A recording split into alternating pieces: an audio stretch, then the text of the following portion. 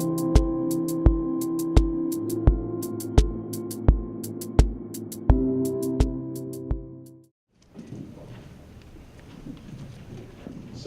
a couple of days after Hurricane Harvey, I went down to the George R. Brown Convention Center, and a lot of you know that that was a place where people who were refuge, people who were flooded out of their homes, there was home base for them. And so they had to kind of make it, for several days, maybe some of them for weeks, just to get some sort of temporary, it was a temporary location for them before they went on. And what was really cool about the George R. Brown is that there was almost as many volunteers as there were people who were actually stranded and had to take refuge in the George R. Brown. But if you wanted to volunteer, all you had to do was basically show your ID, and they let you in.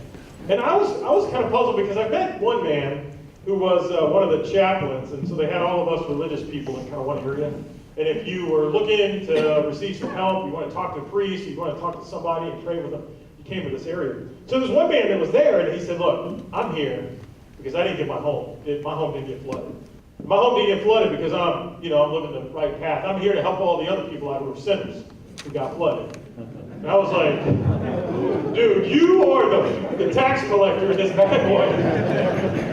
Right? You're the Pharisee in this story, and you're saying to everybody else there's judgment out there. Now, what's interesting is that we can all relate to that. Like, whether we were the one who got our house flooded and we were like that tax collector, like, "All right, Lord, this probably happened to me because I'm not living a virtuous life." Or maybe we were on the other side and we were saying, "Look, thank God that didn't happen to me." There was something else that happened in the aftermath of the hurricane that was so puzzling to me. Is you'd ask somebody, "How did you do in the flood?" And a lot of people would say, "Thank God I didn't get any water in my home." And then people were around that had water in their home, they're like, "Wait a minute, hold on.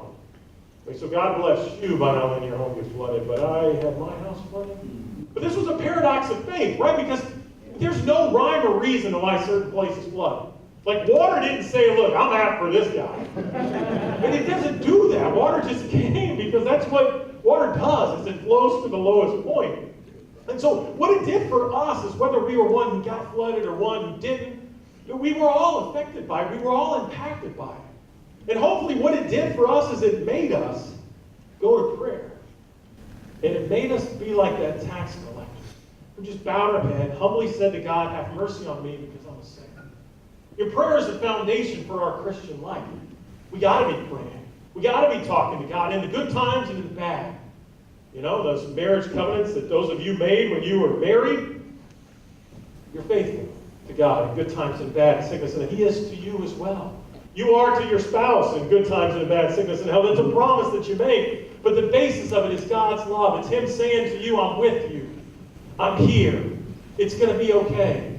That's what He says to us. What we can't do, my friends, is we cannot have this Pharisaical attitude. We cannot be like the Pharisee to say, "Look, my life is so good and so grand because I am holy, because I pray, because I treat people with respect." Because if we do that, then we're missing the boat. We got to embrace the spirituality of tax collector. We got to embrace the spirituality and say, "Look, I am broken, I am lost, I can't do anything without the Lord." I think one of the beautiful things that happened to our city and our community in the aftermath of Hurricane Harvey is it brought us to our knees. It brought us to that place of prayer. Because whether we were affected or not, we were all impacted as a community. We know we live in an area that's prone to a lot of rain and a lot of flooding. And we know that we had each other's back. And I know many of you were probably just as inspired as I was when you turned on the news and you were watching these amazing stories of people going out of their way to help their brother, to help their neighbor.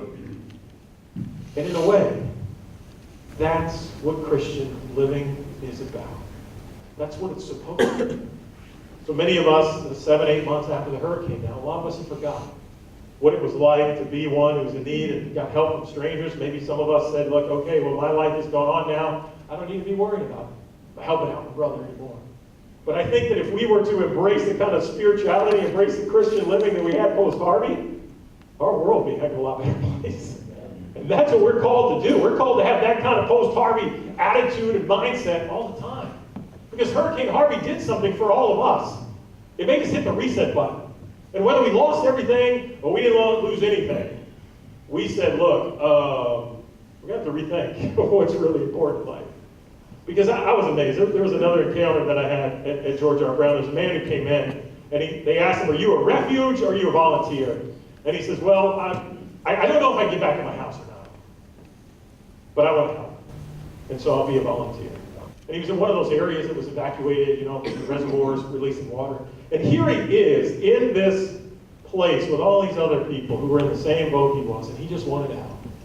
He wanted to do something to help one another. And I remember he came by over at my table, I prayed with him a little bit, and then he said, Father, thanks for being here. And I thought, what an awesome act of humility. That here's a guy that doesn't know when he goes back home if he's going to have anything left. But he has the humility and the love in his heart to say to me, thanks for being here. Thanks for praying with me. Hopefully, the effects, the feelings, the experiences that we got from Harvey won't go away. Hopefully, they will continue to inspire us as Christian women. Hopefully, they will help us to be the men that God calls us to be. Hopefully, we will be changed as we reflect on those experiences. Hopefully, we'll be more like the tax collector, saying to God, I'm here. I need you. I'm a sinner. I can't do anything without you. As we pray today, as we celebrate the Eucharist, we bring our brokenness to the Lord. We say to him, Lord, these are all the things I'm carrying. These are all the things I'm struggling with. Help me. And what he is going to do is he's going to make himself present to us. He's going to come to us under the appearance of bread and wine and give his love to us. And he's going to take the brokenness that we bring to him and he's going to change and transform it and he's going to return it back to us. May we always be a people looking, searching, seeking the mercy and love and forgiveness of God. Because he's with us. He'll never abandon us. We saw that in August last year. He's not going to leave us. He's not abandoning us. He's not leaving you now. And there's no experience in your life that would ever cause him to leave you. The Lord's love continue to inspire us. May he give us hope. And may he help us turn our hearts always to him.